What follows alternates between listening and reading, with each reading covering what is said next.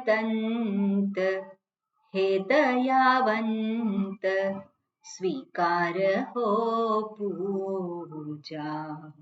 स्वीकार तेरा तीरथ मेरा जानू न मैं दूजा।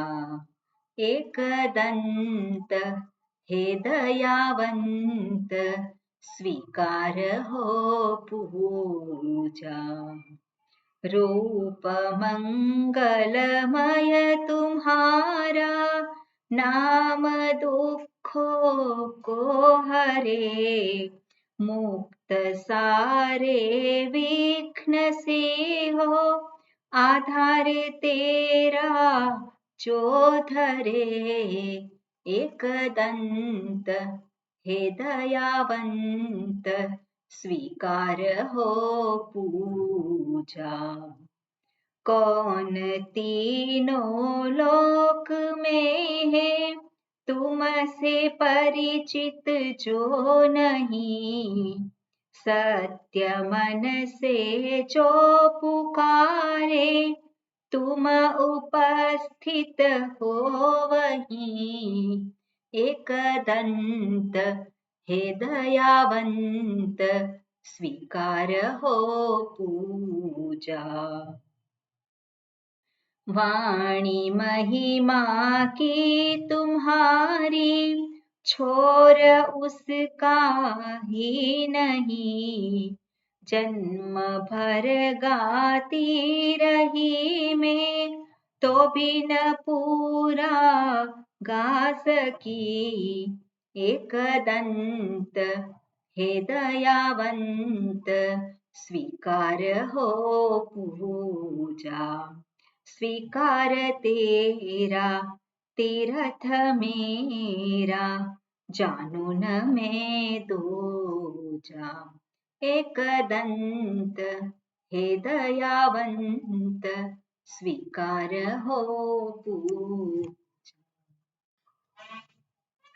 ओम हरि ओम श्री गुरुभ्यो नमः। हरि ओम। ओम सहना भवतु सहनौ भुनक्तु सह वीर्यं करवावहै तेजस्विनावधीतमस्तु मा विद्विषावहै। ओम शांति शांति शांतिः।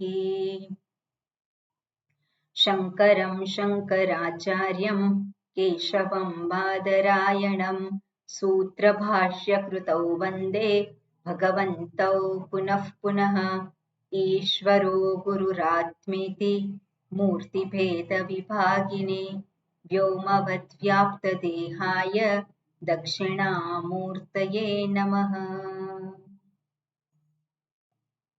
दयाकरं दयाकारं दान्तं धर्मप्रवर्तकं प्रणमामि दयानन्दं मदाचार्यवरं परम्।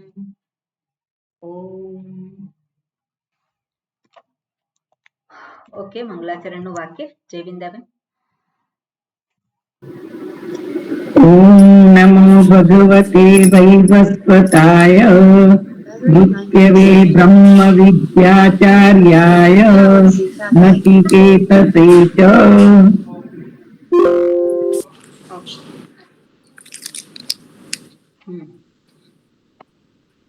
સાતમા મંત્રથી ઓકે આજે શરૂ થયો છે ટોપિક ત્યાંથી। કોણ બોલશે? પાંચમા મંત્રથી ચંદ્રિકાબેન। यस्त्व विज्ञानवान् भवति अयुक्तेन मनसा सदा तस्येन्द्रियाण्यवश्यानि दुष्टाश्वा इव सारथेः। यस्तु विज्ञानवान् भवति युक्तेन मनसा सदा तस्येन्द्रियाणि वश्यानि सदश्वा इव सारथेः। यस्त्व विज्ञानवान् भवति अमनस्कः सदा शुचिः न स तत्पदमाप्नोति संसारं चाधिगच्छति। यस्तु विज्ञानवान् भवति समनस्कः सदा शुचिः स तु तत्पदमाप्नोति यस्मात् भूयो न जायते। નવમો બોલવાનો છે, નવમો દસમો. હાજી, 9મો 10મો. વિજ્ઞાન સારથિર્યસ્તુ મનઃ પ્રગ્રહવાન નરઃ સોધ્વનઃ પારમાપ્નોતિ તદ્વિષ્ણોઃ પરમં પદમ ઇન્દ્રિયેભ્યઃ પરા હ્યર્થા અર્થેભ્યશ્ચ પરમ મનઃ મનસસ્તુ પરા બુદ્ધિર્બુદ્ધેરાત્મા મહાન પરઃ. મને સસ્તુ પરા બુદ્ધિ એવી રીતે બ્રેક કરી શકાય અથવા તો આખી લાઈન સાથે બોલવાનું. ઓકે. ઓકે, આપણે આની અંદર જે દર્શાવ્યું છે એમાં જેનું જે અહીંયા રથ રૂપક કલ્પના આપી છે બેઝિકલી, અને રથ રૂપક કલ્પના કરી અને રથ ચલાવનારો સારથી એની જવાબદારી છે કે રથને ક્યાં લઈ જવો. અને જો સારથી વિજ્ઞાનવાન હોય, ઇન્દ્રિયો અને મનના વશમાં હોય, એના નિયંત્રણમાં હોય, તો એ રથને જ્યાં પહોંચાડવાનો છે ત્યાં પહોંચાડી શકે છે. પણ જો સારથી બેભાન હોય, સારથીના હાથમાં ઇન્દ્રિયો અને મન ન હોય, એના નિયંત્રણમાં ન હોય, તો એ ત્યાંનો ત્યાં રહે છે સંસારમાં, અથવા તો એની વધારે અવગતિ આપણે કહીએ કે વધારે એ સંસારમાં ફરી પાછો વધારે નિષ્ઠ થાય છે. દુઃખી હતો અને વધારે દુઃખી થાય છે. સંસાર એટલે જ દુઃખ, પણ દુઃખ એટલે દુઃખમાં માત્રા છે પાછી. સંસારમાં બધા જે છે એમાં બધાને એક સરખું જ દુઃખ છે એવું નથી. બધા દુઃખી છે, પણ કોઈક સાપેક્ષ રીતે ઓછું દુઃખ છે, કોઈકને વધારે દુઃખ છે. વધારે દુઃખ કોને હોય? તો આપણે જોઈએ કે પ્રારબ્ધ વશાત બધાને પ્રતિકૂળ પરિસ્થિતિ પ્રાપ્ત થાય છે. પણ વધારે દુઃખી કોણ થાય? વધારે દુઃખી એ થાય જ્યાં ફરિયાદ થતી હોય. જે થાય છે એનો અસ્વીકાર, ત્યાં શું છે? વધારે દુઃખી છે કે નહીં? એવું જે થતું હોય એનો અસ્વીકાર કરે એટલે શું થાય? ત્યાં એ વધારે દુઃખી છે. અને એટલા માટે આજે સંસારમાં પેલો રહે છે અને એમાંથી એટલે જે કંઈ પ્રાપ્ત થયું છે અને એમાંથી ડાપણ પ્રાપ્ત નથી કરી શકતો, પોતાની ઉન્નતિ એ નથી કરી શકતો. પણ જે કંઈ સાધનો પ્રાપ્ત થયા છે, જીવન પ્રાપ્ત થયું છે, એ એને વધારે ને વધારે દુઃખ તરફ લઈ જનાર સિદ્ધ થાય છે. અને પોતે જ્યાં છે ત્યાંથી ઉન્નત થવાનું છે. અને ઉન્નત થવા માટે એને એનો જે સારથી અર્થાત બુદ્ધિ કર્મના સંદર્ભમાં, ધર્મના સંદર્ભમાં એને સમજદારી હોવી જરૂરી છે.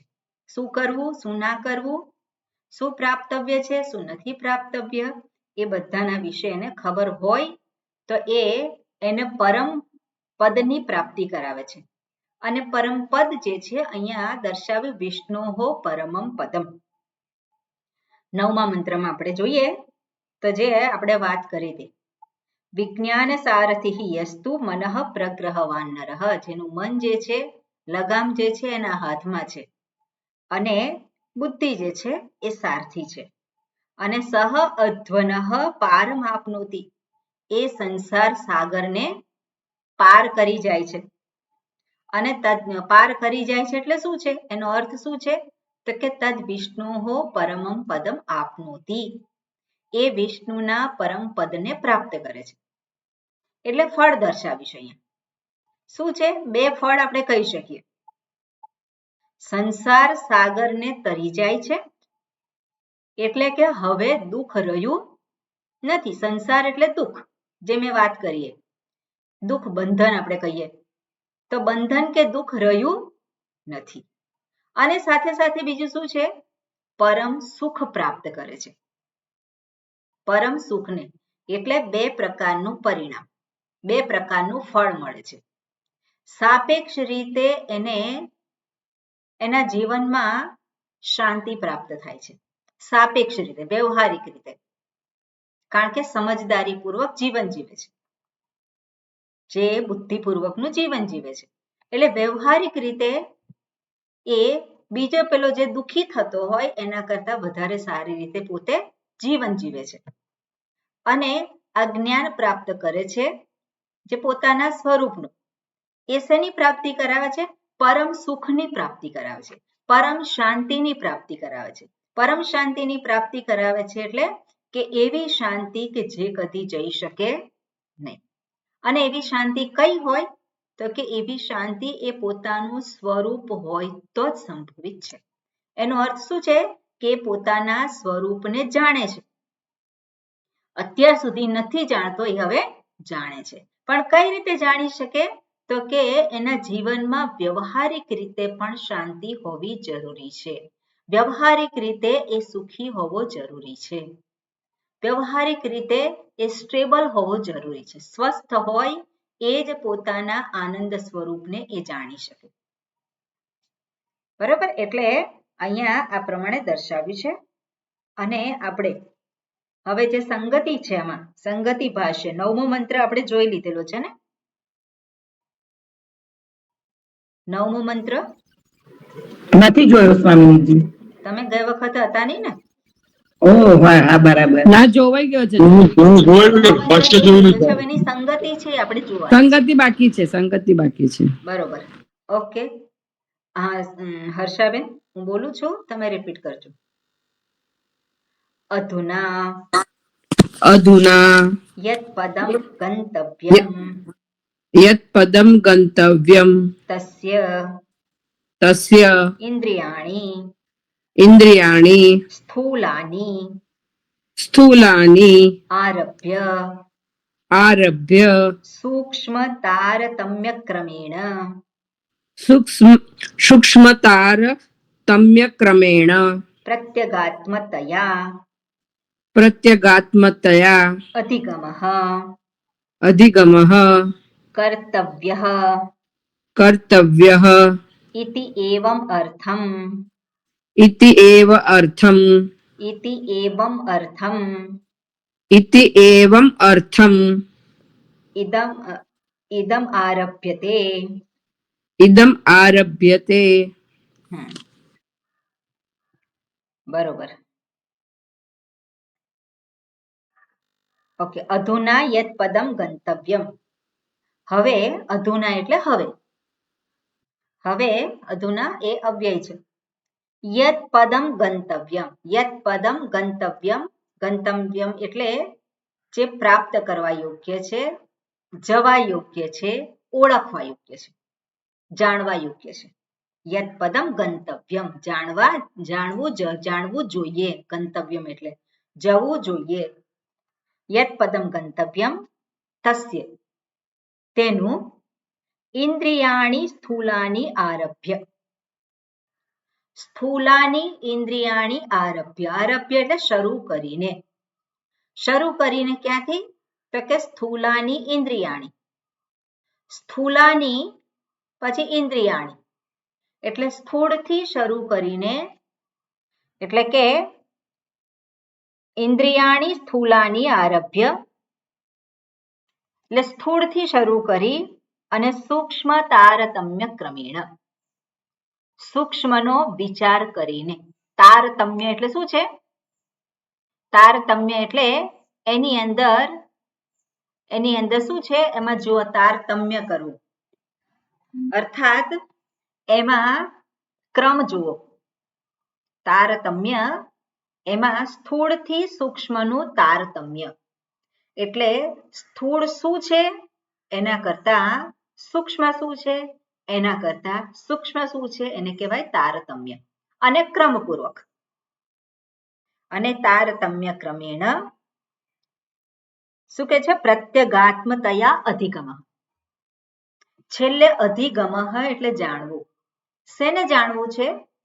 જે છેલ્લું જે છે પરમ સૂક્ષ્મ, એ શું છે? તો કે પ્રત્યગાત્મતયા.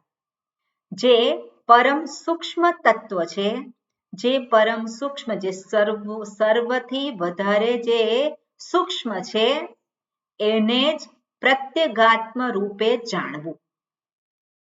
એને જ હું એવી રીતે જાણવું. પ્રત્યગાત્મા એટલે શું છે? હું. એટલે જે સર્વોત્કૃષ્ટ, જે આપણે કે સર્વથી, જેનાથી સૂક્ષ્મ વધારે કાંઈ છે નહીં, એવું જે સૂક્ષ્મ છે, સૂક્ષ્મતમ, એ સૂક્ષ્મતમ એને જ હું તરીકે જાણવું. એને હું તરીકે જાણવું એ કર્તવ્ય, એ જ કર્તવ્ય છે. કોને માટે કર્તવ્ય છે?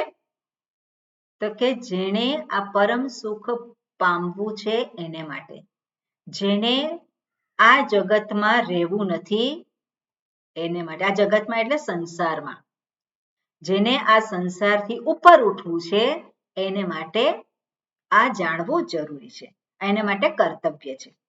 ઇતિ એવમ અર્થમ, ઇતિ ઇન્વર્ટેડ કોમામાં, ઇતિ આ પ્રકારે, એવમ અર્થમ આ પ્રકારનો અર્થ, આ પ્રકારનો અર્થમ ઇદમ આરભ્યતે, આ પ્રકારનું પ્રયોજન સિદ્ધ કરવા માટે હવે પછીનો ગ્રંથ આરંભ કરાય છે. એટલે હવે પછીના ગ્રંથમાં જે સર્વથી સૂક્ષ્મ છે એ તત્વ હું જ છું એવું દર્શાવવા માટે, એ પ્રયોજન સિદ્ધ કરવા માટે જે મારું કર્તવ્ય છે એને જાણવું, એનો હવે આરંભ કરાય છે. અત્યાર સુધીની જે વાત કરી હતી એમાં એક ઉપમા આપી અને જે પ્રાપ્તવ્ય છે, પરમ પ્રાપ્તવ્ય, તદ વિષ્ણોહો પરમમ પદમ, એને દર્શાવ્યું, જે સર્વોત્કૃષ્ટ સૂક્ષ્મ છે. અહીંયા શું કહ્યું? સૂક્ષ્મ તારતમ્ય. તો જે પામવાનું છે શું છે? વિષ્ણુનું પદ. પણ વિષ્ણુનું પદ જે છે એ સર્વથી સૂક્ષ્મ છે, એને જ કઈ રીતે જાણવાનું છે? પ્રત્યગાત્મ, હું રૂપે. એ હું જ છું, જેને હું જાણવા માંગુ છું, વિષ્ણુનું પદ જેને હું પામવા માંગુ છું, એ જ હું છું. અને એવી રીતે હું છું એ પામવા માટે સ્થૂળથી સૂક્ષ્મનો વિવેક અહીં આરંભ કરાય છે. બરોબર? એટલે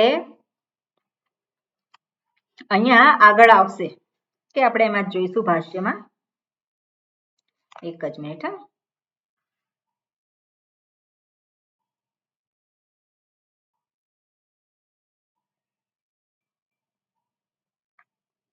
બરોબર, મેં જે વાત કરી છે એ જ છે. બરોબર, એટલે આગળનો મંત્ર હવે આપણે જોઈએ, એમાં પ્રવેશ કરીએ. ઇન્દ્રિયેભ્યઃ પરાહ્યર્થાઃ અર્થેભ્યશ્ચ પરમ મનઃ, મનસઃ તુ પરા બુદ્ધિઃ, બુદ્ધેઃ આત્મા મહાન પરઃ. અને આગળનો મંત્ર છે એમાં કયું છે ને પછીનો મંત્ર, મહતઃ પરમ અવ્યક્તમ, અવ્યક્તાત પુરુષઃ પરઃ, પુરુષાત ન પરમ કિંચિત, સા કાષ્ઠા સા પરાગતિ. સા પરાગતિ એટલે એ જ પરમ ગતિ છે. અને શું છે? પુરુષાત ન પરમ કિંચિત. પુરુષ અર્થાત પરમાત્માથી બીજું કાંઈ નથી, પરમાત્માથી જુદું કાંઈ નથી. અને એ જ પરમાત્મા જે પૂર્ણ છે એ જ હું છું, અને એ જ એની પરમ ગતિ છે. બરાબર? પરમ પ્રાપ્તવ્ય છે, પરમ ઓળખાણ છે. એટલે આ પ્રમાણે અહીંયા સ્થૂળથી સૂક્ષ્મનું અહીંયા તારતમ્ય બતાવી અને આ દર્શાવે છે. ઓકે, એટલે અહીંયા શું કહ્યું છે? તો ઇન્દ્રિયેભ્યઃ પરાહિ અર્થાઃ, પરાહા એટલે પરા, ઇન્દ્રિયેભ્યઃ પરાહિ અર્થાઃ, પરા એટલે ઉત્કૃષ્ટ, ઇન્દ્રિયો કરતા, ઇન્દ્રિયેભ્યઃ ઇન્દ્રિય કરતા પંચમી વિભક્તિ, પરાહા હિ અર્થાઃ, અર્થાઃ એટલે ઇન્દ્રિયોથી જેને હું જાણું છું એ વિષયો. અર્થાઃ એટલે શું છે? વિષયો. અર્થેભ્યશ્ચ પરમ મનઃ, અર્થેભ્યશ્ચ પરમ મનઃ, અને એના કરતા ઉત્કૃષ્ટ શું છે? તો મન છે. હવે અહીંયા થોડુંક આને ગોઠવવું પડે. ભગવદ્ ગીતામાં શ્લોક આપેલો છે ભગવાને, એમાં ઇન્દ્રિયાણી પરાણ્યાહો ઇન્દ્રિયેભ્ય પરમ મનઃ મનસસ્તુ પરાવૃત્તિ. ઇન્દ્રિયા એ ત્યાં એ જે આપેલો છે એમાં થોડુંક સરળ છે, પણ અહીંયા થોડીક જુદી રીતે સમજવું જરૂરી છે અહીંયા, કારણ કે અહીં ઇન્દ્રિયેભ્ય પરાહ્યર્થાઃ, અર્થાઃ એટલે ઇન્દ્રિયોના જે વિષયો છે, તો વિષયો કેવા છે આપણે જોઈએ તો સ્થૂળ છે, તો ઇન્દ્રિયો કરતા વિષયો કેવી રીતે કહેવાય સૂક્ષ્મ, એટલે એને માટે આપણે આ જોવું પડે, એમાં ભાષ્યમાં દર્શાવેલું છે. પણ મન કરતા બુદ્ધિ એ સૂક્ષ્મ છે અને બુદ્ધિ કરતા આત્મા સૂક્ષ્મ છે. આત્મા કરતા મહાન પરઃ, મહત તત્વની વાત કરે છે. મહત તત્વ માયા અવ્યક્ત એ પર છે, અને એના કરતા પણ પરમ કોણ છે? પુરુષ છે, પરમાત્મા છે. એવી રીતે અહીંયા દર્શાવ્યું છે. હવે આપણે અહીંયા જોઈએ કે અહીંયા જે દર્શાવવા માંગે છે સ્થૂળથી સૂક્ષ્મ, અને જેને પામવાનું છે, એ પામવાનું જે છે એ કોણ છે?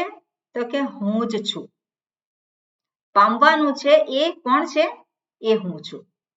કોણે પામવાનું છે? કોણે પામવાનું છે? એ પણ હું છું.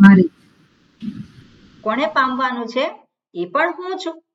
એટલે હુંને પામવાનું છે. હુંને પામવાનું છે. તો હવે હુંને પામવાનું એટલે શું? જે હુંને હું જાણું છું એ હકીકતમાં એ હું નથી. જે હુંને હું જાણું છું ખરેખર શાસ્ત્ર એને હું કહેતા નથી. તો એને એ પામવાનું છે. કઈ રીતે પામી શકાય? તો કંઈ કરીને નહીં. આમાં કંઈ કરવાનું નથી, માત્ર જાણવાનું છે.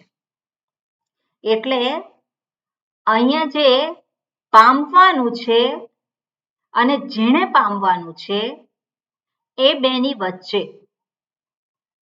કોઈ સમયરૂપી અંતર નથી, કોઈ દેશરૂપી અંતર નથી, કોઈ વસ્તુરૂપી અંતર નથી.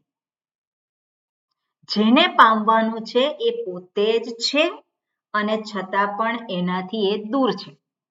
હવે એનાથી એ દૂર છે એટલે જાણે કે દૂર છે. એનાથી એ જાણે કે દૂર છે, અને જાણે કે દૂર છે એટલે શું છે? એને પોતાને ખબર નથી. જાણે કે દૂર છે એટલે શું છે? એને પોતાના વિશેની, પોતાના સ્વરૂપ વિશેની ખબર નથી, અને એટલા માટે એને પ્રાપ્ત કરવાનું છે. પ્રાપ્તવ્ય જે કહ્યું ને અહીંયા કે પ્રાપ્ત કરવાનું, પ્રાપ્ત કરવું જોઈએ. તો એ પ્રાપ્તવ્ય છે, પણ કઈ રીતે છે? જાણીને પ્રાપ્ત. હવે જાણીને જે પ્રાપ્ત કરવાનો હોય એ ક્યારેય સમયને આધારે ના હોય. જાણીને જે પ્રાપ્ત કરવાનો હોય એ સમય ઉપર આધારિત ના હોય. જે જાણીને પ્રાપ્ત કરવાનું છે એ હંમેશા શેની ઉપર આધારિત છે? જાણીને જે પ્રાપ્ત કરવાનું હોય બુદ્ધિ પર આધારિત છે. એ બુદ્ધિ વિવેક ઉપર આધારિત છે. એટલે અજ્ઞાન જે કહીએ છીએ આપણે, એ અજ્ઞાન જેવી કોઈ વસ્તુ છે ખરી? એટલે બુદ્ધિમાં જે થાય એ જ અજ્ઞાન. બુદ્ધિમાં જે થાય એ અજ્ઞાન, અને બુદ્ધિમાં જે થાય એ જ્ઞાન. હા, બંને એમ જ. પણ બુદ્ધિમાં જે થાય છે અજ્ઞાન છે, અને બુદ્ધિમાં જે થાય છે એ જ્ઞાન છે. હવે બુદ્ધિમાં જે થાય છે કોઈ વસ્તુ છે અંદર? વિવેક દ્વારા. બહાર કઈ ફેરફાર થાય છે? ના. આ શરીરમાં કોઈ ફેરફાર થાય છે? ના. ઇન્દ્રિયોમાં ફેરફાર થાય છે? ફેરફાર થાય. બુદ્ધિમાં ફેરફાર થાય છે? બુદ્ધિનું કાર્ય શું છે? વિવેક કરવાનું. એ વિવેક કરે છે એટલે બુદ્ધિમાં ફેરફાર થાય છે એવું ના કહેવાય. સાચી સમજણ. બુદ્ધિ તો માત્ર શું કરે છે? વિવેક કરવાનું કાર્ય કરે છે. પણ જ્યાં વિવેક કરે છે ત્યાં એને પ્રાપ્ત નથી થતું, પણ એને જાણે કે પ્રાપ્ત થાય છે. જાણે કે પ્રાપ્ત થાય છે. કેમ? કારણ કે જાણે કે એ દૂર હતો, જાણે કે પ્રાપ્ત નહોતું, એ જાણે કે પ્રાપ્ત થાય છે. જેવી રીતે પેલાને રજ્જુમાં સર્પ દેખાયો, રજ્જુમાં સર્પ દેખાયો અને હવે એને જ્ઞાન થયું. સર્પ જતો રહ્યો. કેવી રીતે જતો રહ્યો? સાચું ભાન થયું એટલે. સાચું ભાન થયું. તો સાચું ભાન થયું એટલે વિવેક કર્યો. તો વિવેક કર્યો એટલે શું થયું? કઈ થયું? પેલું જે સર્પ દેખાતા સર્પ રજ્જુ બની ગયો, જે યથાર્થ હતું એ દેખાયું. એટલે પેલો રજ્જુ સર્પ બન્યો નહોતો અને સર્પ રજ્જુ બનતું નથી. બરાબર? રજ્જુ એ ક્યારેય સર્પ બન્યો નથી અને એ જ રીતે સર્પ ક્યારેય રજ્જુ બનતું નથી. શું થાય છે? રજ્જુ તો રજ્જુ જ છે, કોઈ ફેરફાર થયો? પણ છતાં પણ એનું ભાન નહોતું, એટલે આપણે કહીએ જાણે કે સર્પ ઉત્પન્ન થયો. જાણે કે સર્પ ઉત્પન્ન થયો, જાણે કે સર્પનો નાશ થયો. જાણે કે સર્પનો નાશ થયો. જેવી રીતે સર્પ ઉત્પન્ન થયો એવી રીતે જતો રહ્યો. કેવી રીતે ઉત્પન્ન થયો? અજ્ઞાન. અજ્ઞાન, એનું ભાન નહોતું અને એનું ભાન થયું હવે. એટલે ખરેખર રજ્જુમાં કઈ થયું ખરું? કઈ ફેરફાર થયો? ના. રજ્જુમાં કોઈ ફેરફાર નથી. એ તો એવું ને એવું જ છે, પણ જોનારની દ્રષ્ટિ બદલાય છે. હવે જે અયથાર્થ ભાન હતું એને સ્થાને યથાર્થ ભાન છે. એટલે ગયા વખતે પણ આપણે જોયું હતું, જ્ઞાન કોઈ વસ્તુની ઉત્પત્તિ ના કરે કે કોઈ વસ્તુનો નાશ ના કરે. બરાબર? જ્ઞાન કોઈ વસ્તુની ઉત્પત્તિ નથી કરતું અને નાશ પણ નથી કરતું. તો સંસારનો ઉત્પત્તિ અને નાશ કેવા છે? આપણે કહીએ સંસારની ઉત્પત્તિ થઈ, જાણે કે ઉત્પત્તિ થઈ અને જાણે કે નાશ થાય છે. કુદરતના ક્રમ પ્રમાણે થયા કરે છે. કુદરતના ક્રમ પ્રમાણે આપણે કહીએ કે સંસારની ઉત્પત્તિ થઈ. સંસારની ઉત્પત્તિ નથી, ઉત્પત્તિ થાય છે. પ્રકૃતિમાંથી પ્રકૃતિમાં ફેરફાર થાય છે, જગતમાં ફેરફાર થાય છે, સંસારમાં નહીં. હા, બરાબર. સંસાર કોને કહેવાય? ઓકે, આ વખત એટલે ગયા વખત મેં વાત કરી હતી. સંસાર કોને કહેવાય? સંસારી કોને કહેવાય? જગતની વસ્તુ પરિસ્થિતિ અને પદાર્થ ઉપર આધાર રાખે પોતાના સુખનો આનંદનો એ સંસારી. શું પણ એ સંસારી એ કહેવાય કે જગત પોતાના સુખ ઉપર આધાર રાખે. એટલે એમાં થોડું કરેક્શન થાય. હા, બોલો બોલો. જે વ્યક્તિ કે આપણે જે માણસ કે સાધક કે સંસાર એને કહેવાય સંસારી કે જે જગતના વિષય વસ્તુ પરિસ્થિતિ વ્યક્તિ એની ઉપર પોતાના સુખનો આધાર રાખે એ સંસારી કહેવાય. કારણ કે એ બધું અનિત્ય છે, એ આજે હોય કાલે ના પણ હોય. એટલે પોતે એકલા સમજદારીથી ઓકે, સુખ શાંતિ સલામતી આપણે ત્રણેય વસ્તુ લઈ શકાય. ઓકે, એટલે જે સંસાર જે છે એ કેવી રીતે આવ્યો છે? અજ્ઞાનને કારણે આવેલો છે. જગત નહીં. જગત એ પરમાત્માનું સર્જન છે, પણ એ પરમાત્માનું સર્જન છે એમાં જ આપણે સંસાર ઉભો કરીએ છીએ. કરીએ છીએ કે નહીં? દુઃખ થાય છે એ શું છે? સંસાર દર્શાવે છે. તો એ જે ઊભું થયું, જે દુઃખ આવ્યું, એ દુઃખ અજ્ઞાનને કારણે છે.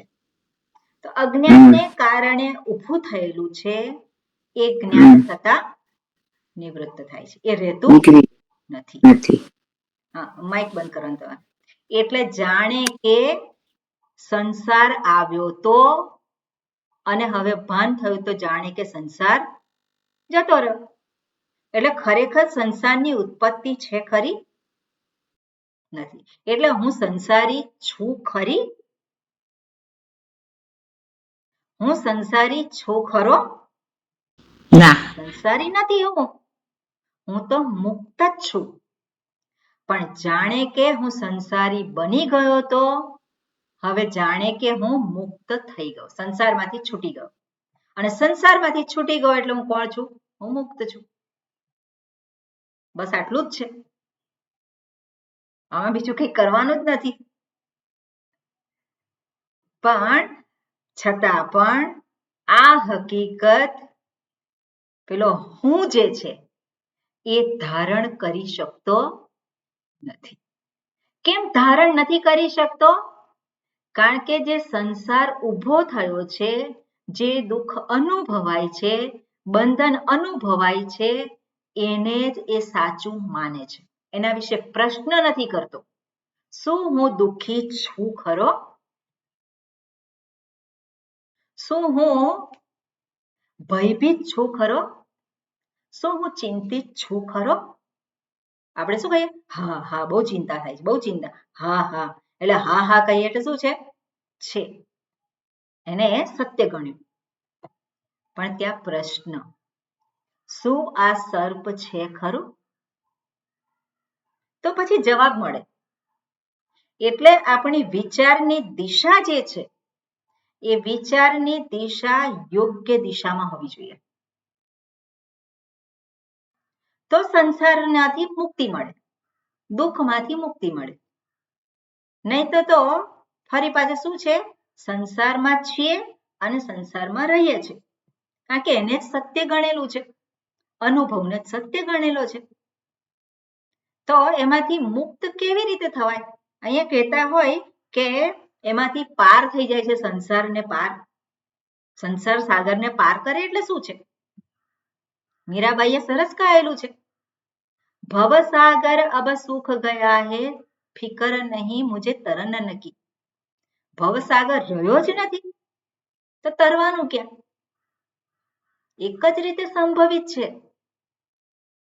ભવસાગર છે જ નહીં તો તરવાનો ક્યાં? અને ફરી પાછું આગળ શું કહે છે? મીરા કે પ્રભુ ગિરિધર નાગર ઉલટ ભઈ મોરે નયન નકી. ઉલટ ભઈ મોરે નયન નકી. તો શું થયું ત્યાં? મારી દ્રષ્ટિ બદલાઈ ગઈ. તો ત્યાં સંસાર નથી રહ્યો. કયો મોટો સંસારને તરવાનો? છે જ નહીં. પણ છતાં પણ જ્યારે તકલીફ થતી હોય, જ્યારે અનુભવાતું હોય ત્યારે તો જાણે કે એ જ સાચું. થાય છે કે નહીં એવું? કેમ એવું થાય છે? કારણ કે શરીર સાથેનું તાદાત્મ્ય, ઇન્દ્રિયો સાથેનું તાદાત્મ્ય, મન સાથેનું તાદાત્મ્ય, એ જ હું છું. એટલે હું કેટલો થઈ જાય છે? મર્યાદિત હું થઈ જાય છે. અને એને સાચો ગણે છે. અને એટલા માટે એ ક્યારેય પરમ સુખ, પોતે પરમ સુખ સ્વરૂપ હોવા છતાં પણ પરમ સુખથી એ વંચિત જ રહે છે. એને સુખ મળે છે, પણ કયું સુખ મળે છે? આ જે જગતના વિષયો છે એને ભોગવીને સુખ મળે છે. એને એ જે સુખ મળે છે એ કેવું છે? જે કોઈક નિમિત્તને આધારે, કોઈક એક પરિસ્થિતિને આધારે પ્રાપ્ત થાય છે. અને પરિસ્થિતિ ગઈ તો સુખ પણ જતું રહે. એટલે અનિત્ય સુખને જ એ પોતે એમાં જ એ ગણે છે. કેમ ગણે છે? ઈચ્છા છે એને એવું કરવાની ઈચ્છા છે? એવું નથી, પણ લાચારી છે. કેમ લાચારી છે? પોતાના પરમ સુખને એ જાણતો નથી. બરાબર? એટલે આ વસ્તુ જે છે એને અહીંયા બેઝ રૂપે રાખી અને હવે આગળનું જોઈએ આપણે. ઓકે, એટલે આમાં શું કહેલું છે ભાષ્યમાં? ઓકે, ભાષ્ય વાંચજો પ્રજ્ઞાબેન. સ્થૂલાની તાવત ઇન્દ્રિયાણી તાની યૈઃ અર્થૈઃ આત્મપ્રકાશનાય આરબ્ધાની તેભ્યઃ ઇન્દ્રિયેભ્યઃ સ્વકાર્યેભ્યઃ તે પરાઃ हि अर्थाः सूक्ष्माः महान्तः च प्रत्यगात्मभूताश्च. ઓકે, આ શું કહ્યું છે? સ્થૂલાની તાવત ઇન્દ્રિયાણી. ઇન્દ્રિયો જે છે એને શું કહ્યું છે? સ્થૂલાની તાવત ઇન્દ્રિયાણી તાની યૈઃ અર્થૈઃ આત્મપ્રકાશનાય આરબ્ધાની. હવે ઇન્દ્રિયાણી તાની એટલે ઇન્દ્રિયો, અને એ ઇન્દ્રિયો યૈઃ જેના દ્વારા અર્થૈઃ એટલે વિષયો, જેના દ્વારા વિષયો આત્મપ્રકાશનાય આરબ્ધાની. આત્મપ્રકાશનાય જે વિષયો જે છે, જે કયા છે વિષયો? તો જગતમાં આપણે જોઈએ છે કે રૂપ, શબ્દ, સ્પર્શ, રૂપ, રસ, ગંધ. એટલે આત્મપ્રકાશનાય એટલે જે કંઈ વિષયો છે એનું ભાન. આત્મપ્રકાશનાય એટલે શું છે? એનું ભાન. એનું ભાન કઈ રીતે થાય છે? ઇન્દ્રિયો દ્વારા થાય છે. એટલે ઇન્દ્રિયો શું કરે છે? જગતના વિષયોને પ્રકાશિત કરે છે. એટલે આત્મપ્રકાશનાય અર્થૈઃ એટલે અર્થ વિષયોને પોતાને પ્રગટ થવા માટે ઇન્દ્રિયોની આવશ્યકતા છે. અને એ જે છે તો આરબ્ધાની એટલે એનું સર્જન કરવામાં આવેલું છે. એટલે ઇન્દ્રિયોનું સર્જન શેને માટે કરેલું છે? તો કે રૂપ વગેરે વિષયોનું દર્શન માટે, એને ગ્રહણ કરવા માટે આ ઇન્દ્રિયો છે.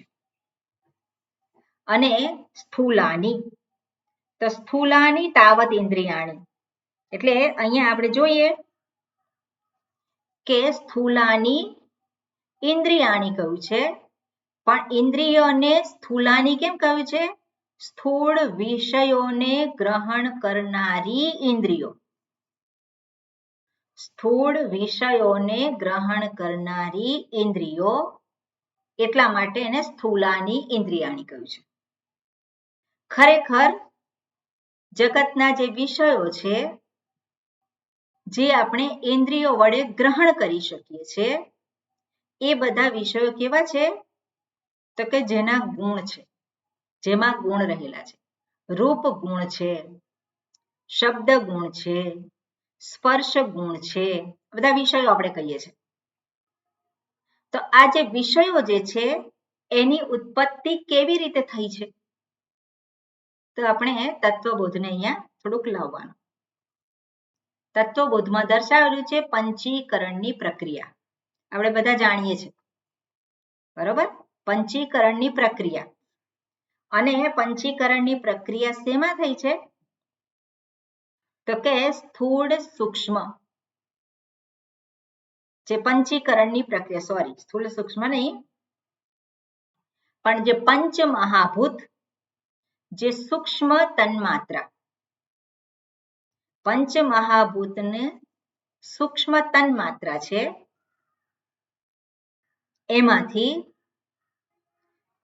એમાંથી જે એના ત્રણ ગુણો છે, સત્વ, રજસ અને તમસ, એમાં સૂક્ષ્મ જે પંચમહાભૂતની સૂક્ષ્મ તન્માત્રા છે એમાંથી જે સત્વ અંશ છે, સત્વ અંશમાંથી શેની ઉત્પત્તિ થઈ છે? તો કે સાત્વિક અંશમાંથી મનની ઉત્પત્તિ થઈ છે, જ્ઞાનેન્દ્રિયોની ઉત્પત્તિ થઈ છે. દરેક પંચમહાભૂતને સૂક્ષ્મ તન્માત્રામાંથી એક એક ઇન્દ્રિયની ઉત્પત્તિ થઈ. બરાબર, એમાં આવે છે. અને સમષ્ટિ સત્વંશમાંથી પાંચે મહાભૂતના સમષ્ટિ સત્વંશમાંથી મનની ઉત્પત્તિ થઈ, જેને અંતઃકરણ કહીએ છીએ આપણે. રજોગુણમાંથી શેની ઉત્પત્તિ થઈ છે? તો કે પાંચ કર્મેન્દ્રિયોની ઉત્પત્તિ થઈ છે, પાંચ પ્રાણની ઉત્પત્તિ થઈ છે. બરોબર, રજોગુણમાંથી શેની ઉત્પત્તિ થઈ છે? તો કે કર્મેન્દ્રિયો અને પ્રાણની ઉત્પત્તિ થઈ છે. અને આપણે જોઈએ તમો ગુણમાંથી, તો તમો ગુણમાંથી જેની ઉત્પત્તિ થઈ છે એ શું છે? તો કે એનું પંચીકરણ થયું. અને પંચીકરણ એ શબ્દનો અર્થ થાય સ્થૂલીકરણ. પંચીકરણ એટલે એનો બીજો અર્થ શું થાય? સ્થૂલીકરણ. અને એ જે સ્થૂલીકરણ થયું એમાંથી આપણે આજે જગતને સ્થૂળ રીતે જોઈએ છે એની ઉત્પત્તિ થઈ. એમાંથી આ શરીર આ જે છે એ જે સ્થૂળ જે છે એ બધાની ઉત્પત્તિ થઈ છે.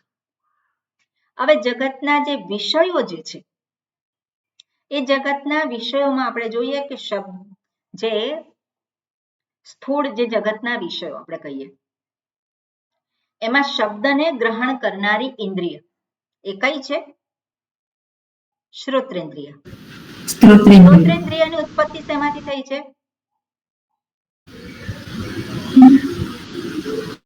શ્રોત્રેન્દ્રિયની ઉત્પત્તિ શેમાંથી થઈ છે? હમણાં જ મેં કહ્યું સત્વગુણમાંથી.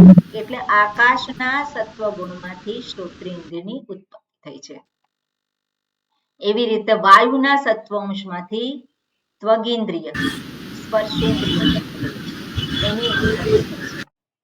અગ્નિના સત્વંશમાંથી ચક્ષુરેન્દ્રિય. પછી આગળ શું છે? રસ જે પાણીના સત્વંશમાંથી રસનેન્દ્રિય. પૃથ્વીના સત્વંશમાંથી અહીંયા જે આપણે ઘ્રાણેન્દ્રિય. ઘ્રાણેન્દ્રિયના સત્વંશમાંથી. પણ આ સ્થૂળ નહીં, આપણે જેને આકાશ કહીએ છીએ એ આકાશને તો સ્થૂળ કહેવાય. પણ જે પંચ મહાભૂતની તન્માત્રા જે છે એમાંથી આ સૂક્ષ્મ ઇન્દ્રિયોની ઉત્પત્તિ થઈ છે સત્વંશમાંથી. અને બધા જ પંચમહાભૂતના સત્વંશમાંથી અંતઃકરણની ઉત્પત્તિ થઈ. અંતઃકરણની ઉત્પત્તિ થઈ છે. એટલે કેવું છે? એ સૂક્ષ્મ છે. એ સૂક્ષ્મ છે. ઇન્દ્રિયો કેવી છે? સૂક્ષ્મ છે. પણ એનું એ જ્યાં રહે છે ગોલક એ સ્થૂળ છે. શ્રોત્રેન્દ્રિય ક્યાં ઉપલબ્ધ થાય? જેને આપણે કાન કહીએ છીએ, સ્થૂળ કાન. અને શ્રોત્રેન્દ્રિય એટલે શબ્દને ગ્રહણ કરવાનું સામર્થ્ય જે છે એ સ્થૂળ છે કે સૂક્ષ્મ છે? શબ્દને ગ્રહણ કરવાનું સૂક્ષ્મ છે. એટલે એને શ્રોત્રેન્દ્રિય કહેવાય. ગંધને ગ્રહણ કરવાનું સામર્થ્ય સ્થૂળ છે કે સૂક્ષ્મ છે? સૂક્ષ્મ. એટલે ઘ્રાણેન્દ્રિય એટલે નાક નહીં. નાક એ તો સ્થૂળમાંથી ઉત્પન્ન થઈ છે. પંચીકરણ જે તમો ગુણ છે એમાંથી આ સૃષ્ટિ જે ઉત્પન્ન થઈ છે એમાંથી જ આ સ્થૂળ ભાગ છે એ ઉત્પન્ન થયો છે. એટલે આ રીતે આપણે જોઈએ કે આ જગતમાં જે કાંઈ ઉત્પન્ન થયેલું આપણને જે દેખાય છે શબ્દ વિષય, શબ્દ સ્પર્શ રૂપ રસ ગંધ, એ જે વિષયો જે છે જેને આપણે કહીએ છીએ એને ગ્રહણ કરનારી ઇન્દ્રિય સૂક્ષ્મ છે કે વિષયો કરતા સ્થૂળ છે?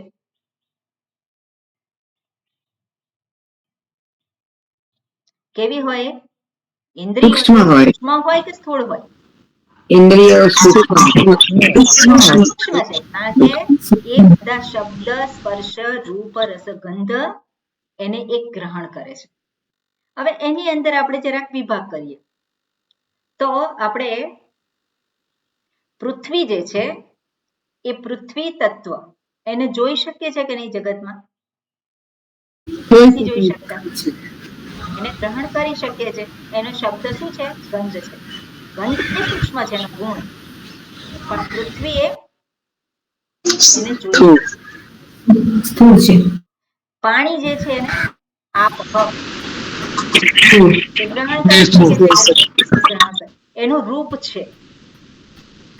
એ જ રીતે અગ્નિ, તો અગ્નિને ગ્રહણ કરી શકે છે કે નહીં? કરી શકીએ છીએ, આપણે જોઈ શકીએ છીએ, અનુભવી શકીએ છીએ. તો એ કેવું છે? એ સ્થૂળ. પણ આપણે જોઈએ કે વાયુ, વાયુને જોઈ શકાય? આકાશને જોઈ શકાય? એટલે આપણે જોઈએ કે અગ્નિ જે તત્વ છે, રૂપ, રૂપની ઉત્પત્તિ શેમાંથી થઈ છે? તો કે રૂપની એટલે અગ્નિની ઉત્પત્તિ વાયુમાંથી થઈ છે. પણ એ વાયુ કેવો છે? સૂક્ષ્મ છે. એના કરતા સૂક્ષ્મ શું છે? આકાશ છે. એટલે આ પંચ મહાભૂત જે આપણે જે કહીએ છીએ એમાં પણ વધારે સૂક્ષ્મ શું છે? સૌથી વધારે સૂક્ષ્મ આકાશ છે. આકાશ કરતા સૂક્ષ્મતામાં ઓછું શું છે? વાયુ કરતા પછી કોનો નંબર આવે? અગ્નિ પછી જળ પછી એટલે પૃથ્વી કરતા ઉત્કૃષ્ટ શું કહેવાય? જળ કહેવાય. જળ કરતા ઉત્કૃષ્ટ અગ્નિ છે. અગ્નિ કરતા ઉત્કૃષ્ટ વાયુ કરતા ઉત્કૃષ્ટ આકાશ. બીજી રીતે જોઈએ આપણે, પૃથ્વી જે છે એના કરતા સૂક્ષ્મ, એના કરતા સૂક્ષ્મ શું છે? અને સૂક્ષ્મતાનો આપણે કેવી રીતે વિચાર કરાય? તો વ્યાપકતાને આધારે. સૂક્ષ્મ જેટલું વધારે હોય એટલું વ્યાપક વધારે. એટલે સ્થૂળ જે છે એ આપણે જોઈએ કે પૃથ્વી કરતા જળ એ કેવું છે? વધારે. જળ કરતા વધારે વ્યાપક શું છે? અગ્નિ વ્યાપક છે. અગ્નિ કરતા વ્યાપક શું છે? વધારે વાયુ વ્યાપક. અને વાયુ કરતા વ્યાપક આકાશમાં બધું જ આવી જાય. આકાશમાં વાયુ પણ આવી જાય, અગ્નિ પણ આવી જાય, જળ પણ આવી જાય અને પૃથ્વી પણ આવી જાય. એટલે એની વ્યાપકતા વધારે છે. બરોબર? એટલે આ રીતે આપણે સ્થૂળથી સૂક્ષ્મ તરફ અને એના જે વિષયો છે એનું પણ આપણે જોયું. બરાબર? એટલે આ પ્રમાણે અહીંયા જે છે, અહીંયા શું દર્શાવ્યું છે? ઇન્દ્રિયો જે વિષયોને ગ્રહણ કરનારી છે એ સૂક્ષ્મ છે. ઇન્દ્રિયો જે વિષયો, કેવા વિષયો છે? સ્થૂલાની ઇન્દ્રિયાણી કહ્યું છે, પણ ત્યાં આપણે જરાક આપણે જોવાનું કે સ્થૂળ વિષયોને ગ્રહણ કરનારી ઇન્દ્રિયો. સ્થૂલાની ઇન્દ્રિયાણી એટલે શું છે? સ્થૂળ વિષયોને ગ્રહણ કરનારી ઇન્દ્રિયો એ કેવી છે? તો કે એ પરા છે. સ્થૂલાની તાવદ ઇન્દ્રિયાણી તાની યૈહિ અર્થ આત્મ પ્રકાશનાય. કેમ? કારણ કે ઇન્દ્રિય હોય તો વિષય છે, ઇન્દ્રિય ના હોય તો વિષયને કોણ સિદ્ધ કરે? શ્રોત્રેન્દ્રિય કામ ના કરતી હોય તો શબ્દની સિદ્ધિ કેવી રીતે થાય? નથી. એટલા માટે ઇન્દ્રિય છે એ કેવી છે? વિષયો કરતા સૂક્ષ્મ છે. અને તેભ્યઃ ઇન્દ્રિયેભ્યઃ, ઇન્દ્રિય કરતા પણ સ્વકાર્યેભ્યઃ તે પરાઃ યર્તાઃ સૂક્ષ્માઃ મહાંતશ્ચ પ્રત્યગાત્મ ભૂતાશ્ચ. તેભ્યઃ ઇન્દ્રિયેભ્યઃ ઓકે સ્વકાર્યેભ્યઃ તે પરાઃ. હવે એના કરતા પણ સૂક્ષ્મ છે. સ્વકાર્યેભ્યઃ તે પરાઃ હિ અર્થાઃ સૂક્ષ્માઃ. ઓકે, આમાં શું કે છે, આનું એક્સપ્લેનેશન જ આપેલું છે, બીજું કંઈ નથી, કે તેભ્યઃ ઇન્દ્રિયેભ્યઃ સ્વકાર્યેભ્યઃ, એટલે ઇન્દ્રિયોના એના પોતાના કાર્ય કરતા, તે પરાઃ યર્તાઃ, યર્થાઃ સૂક્ષ્માઃ. હવે જે અર્થ છે એને સૂક્ષ્મ અહીંયા દર્શાવે છે. ફરી પાછું જે મેં કહ્યું કે જે સૂક્ષ્મ જે બધા વિષયો છે એને ગ્રહણ કરનારી ઇન્દ્રિયો એ સૂક્ષ્મ છે. હવે એ કહે છે સ્વકાર્યેભ્યઃ તે પરાઃ યર્થાઃ. હવે આને થોડું જુદી રીતે આપણે જોઈએ તો સ્વકાર્યેભ્યઃ, પોતાનું જે કાર્ય જે છે એને પ્રકાશિત કરનારા. સૂક્ષ્માઃ મહાંતાઃ, મહાંતઃ, એટલે એનું જે કાર્ય જે કહીએ તો કાર્ય કરતા કારણ એ કેવું હોય, ઉત્કૃષ્ટ હોય. કાર્ય કરતા કારણ હંમેશા સૂક્ષ્મ હોય. એટલે અહીંયા ફરી પાછું ઉત્કૃષ્ટ જે છે એ કઈ રીતે છે, તો કે આ જગતમાં જે કંઈ વિષયો છે એનું કારણ શું છે, એની ઉત્પત્તિ થઈ છે વિષયોની. એ વિષયોની ઉત્પત્તિ શેમાંથી થઈ છે, તો વિષયોની ઉત્પત્તિ જે છે એ પંચ મહાભૂતમાંથી થયેલી છે. પંચ મહાભૂતમાંથી થયેલી છે. હવે જે સ્થૂલીકરણ જે થયું અને આપણે જે કહીએ છીએ એ તો તમો ગુણ છે, પણ એ જે આપણે કહીએ છીએ પૃથ્વીનો ગુણ શું છે, ગંધ છે. તે ગંધ જે છે એ પૃથ્વી તત્વથી ઉત્કૃષ્ટ છે કે નહીં? પૃથ્વી તત્વથી એનો જે ગુણ આપણે કહીએ છીએ ઉત્કૃષ્ટ છે કે નહીં? એનો ઉત્કૃષ્ટ છે. પૃથ્વી તત્વને આપણે ગ્રહણ કરી શકીએ છીએ, પણ એનો જે ગુણ છે ગંધ, એ ગંધ કેવી રીતે ગ્રહણ થાય છે, ઇન્દ્રિયોથી ગ્રહણ થાય છે. અને ઇન્દ્રિયો કેવી છે, સૂક્ષ્મ છે. ગંધ પણ કેવી છે, સૂક્ષ્મ છે. દેખાય છે આપણને? દેખાતું નથી, પણ ગ્રહણ થાય છે. એટલે એ જે પંચમહાભૂત જે આપણે કહીએ છીએ, જેને જોઈએ છે સ્થૂળ, એની પાછળ જે છે એ સૂક્ષ્મ છે. અને એ જે સૂક્ષ્મ છે અર્થાત જે કાર્યરૂપ છે એ કાર્ય એના કરતા કારણ સૂક્ષ્મ છે. એનું કારણ શું છે, પંચમહાભૂત તન્માત્રા. જેવી રીતે તન્માત્રા જે સૂક્ષ્મ અંશમાંથી, સત્વ અંશમાંથી ઇન્દ્રિયો ઉત્પન્ન થઈ છે, જે કેવી છે, સૂક્ષ્મ છે. એ જ રીતે જે કંઈ સ્થૂળ દેખાય છે એની પાછળ પણ એ શું રહેલું છે, સૂક્ષ્મ રહેલું છે. એટલે આપણે જેને કહીએ છીએ સ્થૂળ, એની પાછળનું કારણ શું છે, તો કે સૂક્ષ્મ છે. અને એટલા માટે એ જે હિ અર્થાઃ, અર્થા એટલે શું છે, શબ્દ, સ્પર્શ, ગુણ, ગંધ, એ બધા જે છે કેવા છે, એ સૂક્ષ્મ છે. અને એને પરાઃ કહ્યું છે. પરાઃ એટલે ઉત્કૃષ્ટ. સૂક્ષ્માઃ એ કેવા છે, સૂક્ષ્મ છે. મહાંતઃ ચ, એ મહાન છે. કારણ કે કાર્ય કરતા કારણ હંમેશા કેવું હોય, મહાન હોય. એના કરતા મહાન એટલે વધારે વ્યાપક હોય. વધારે કેવું હોય, એ વ્યાપક હોય.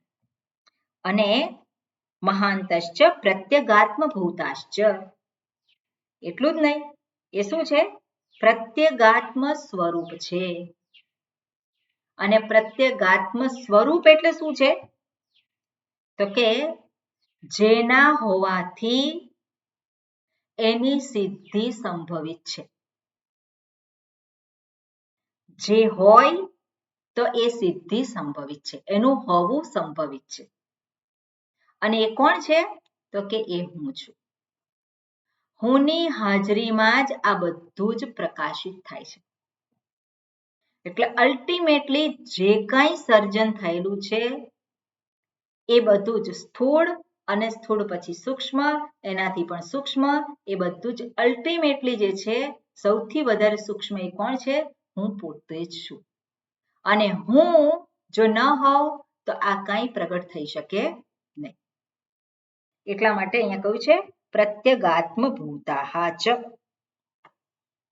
ઓકે, એના આગળ શું કહે છે, આગળનું વાક્ય હા જયવિંદાબેન બોલું છું રિપીટ કરજો તેભ્યઃ અપી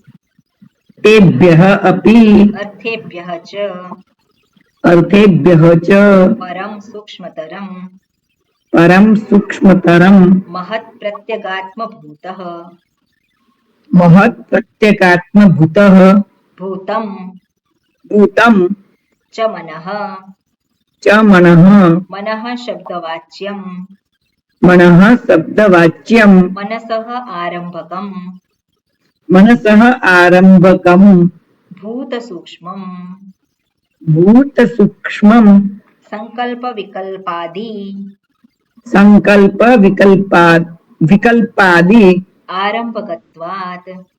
આરંભકત્વાત ઓકે એટલે અહીંયા દર્શાવે છે તેભ્યઃ અપી અર્થેભ્યશ્ચ પરમ સૂક્ષ્મતરમ એ જે અર્થ છે જે સૂક્ષ્મ છે ઇન્દ્રિયોના વિષયો જે સૂક્ષ્મ છે સ્થૂળ વિષયોને પણ સ્થૂળ વિષયની પાછળ જે એના ગુણ જે છે આપણે કહીએ તો એ બધા અર્થ જે છે એના કરતા પણ સૂક્ષ્મતરમ એની ઉત્પત્તિ શેમાંથી થઈ છે તો પંચ તન્માત્રામાંથી સ્થૂળ જે છે એની ઉત્પત્તિ પંચીકરણ થયા પછી થઈ છે પણ જે સૂક્ષ્મ છે એની ઉત્પત્તિ સૂક્ષ્મમાંથી થયેલી છે એટલે એના કરતા પણ પરમ સૂક્ષ્મતરમ શું છે મહત્ પ્રત્યગાત્મ ભૂતમ ચ મનઃ એના કરતા પણ સૂક્ષ્મ મહત છે અને મહત એટલે શું છે પ્રત્યગાત્મ ભૂતમ મનઃ મન છે હવે અહીંયા બધી જગ્યાએ પ્રત્યગાત્મ ભૂતમ દર્શાવેલું છે તો પ્રત્યગાત્મ ભૂતમ એટલે જેને અલ્ટિમેટ જે કહીએ છીએ હું પ્રત્યગાત્મ ભૂતમ એટલે શું છે હું હવે અહીંયા પ્રત્યગાત્મ ભૂતમ દરેક વખતે કહે છે તો તૈત્રીય ઉપનિષદમાં પણ આ રીતે વાત કરેલી છે તસ્માત્ વા એતસ્માદ્ આત્મનઃ આકાશ સંભૂતઃ આકાશાદ વાયુઃ વાયોરગ્નિઃ અગ્નિરાપઃ પૃથ્વી એટલે અભ્ય પૃથ્વી આ જે છે આ પ્રમાણે જે વાત કરી છે પણ એમાં દરેક વખતે તસ્માત્ વા એતસ્માદ્ દરેક વખતે એ વાક્યનું રિપીટેશન કરવાનું એમાંથી આકાશની સંભૂતિ થઈ છે આકાશાદ વાયુ પણ તસ્માદ એ તસ્માદ વાયો અગ્નિ તસ્માદ એ તસ્માદ અગ્નિ આપહ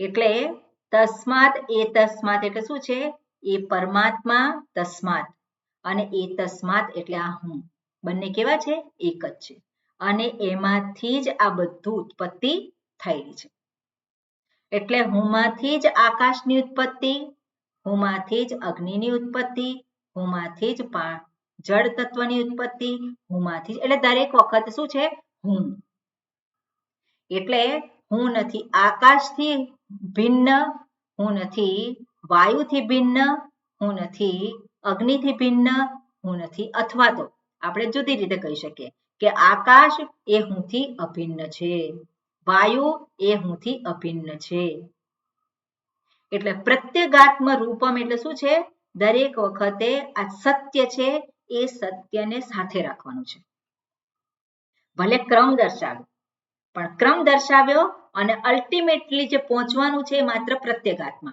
પણ પ્રત્યેગાત્મા એ ક્યાં છે દરેક વખતે છે જેવી રીતે આપણે જોઈએ કે તરંગ છે ત્યાં પાણી છે કે નહીં જેને આપણે સમુદ્ર કહીએ છીએ શું છે પાણી છે કે નહીં આપણે કે સમુદ્રમાંથી તરંગ ઉત્પન્ન થયું તરંગમાંથી ફીણ ઉત્પન્ન થયું પણ અલ્ટિમેટલી શું છે પાણીમાંથી સમુદ્ર ઉત્પન્ન થયો પાણીમાંથી તરંગ ઉત્પન્ન થયું પાણીમાંથી ફીણ ઉત્પન્ન થયું કહી શકીએ કે નહીં હકીકત શું છે પાણી જ છે એટલે એવી રીતે દરેક વખતે જે અલ્ટિમેટ જે સત્ય છે એને સાથે રાખી અને આ ક્રમ જે છે એ દર્શાવવામાં આવતો ઉત્પત્તિનો ક્રમ અને અહીંયા જે છે ઉત્પત્તિની સાથે સાથે અહીંયા જે દર્શાવ્યું છે સ્થૂળ અને સૂક્ષ્મ એટલે સર્વોત્કૃષ્ટ જે સૂક્ષ્મ છે એ કોણ છે એ હું પોતે છું અને એ જ પામવા યોગ્ય છે અને એ જ જે છે એને પ્રત્યેગાત્મ તરીકે દર્શાવેલું છે એટલે મહાન કોણ છે? તો કે ઇન્દ્રિયો કરતા મહાન મન છે. અને મન એ કોણ? એ પ્રત્યેક આત્મા. એટલે હું છું તો મન છે. હું છું તો મન છે. મનનું સ્વતંત્ર અસ્તિત્વ નથી. અને એવી રીતે પણ ઇન્દ્રિયો કરતા મનની સૂક્ષ્મતા વધારે છે. ઓકે, વિશેષ આપણે આવતીકાલે જોઈશું. ઓમ પૂર્ણમદઃ પૂર્ણમિદં પૂર્ણાત પૂર્ણમુદચ્યતે પૂર્ણસ્ય પૂર્ણમાદાય પૂર્ણમેવાવશિષ્યતે. ઓમ શાંતિ શાંતિ શાંતિ. હરિ ઓમ શ્રી ગુરુભ્યો નમઃ. હરિ ઓમ. હરિ ઓમ.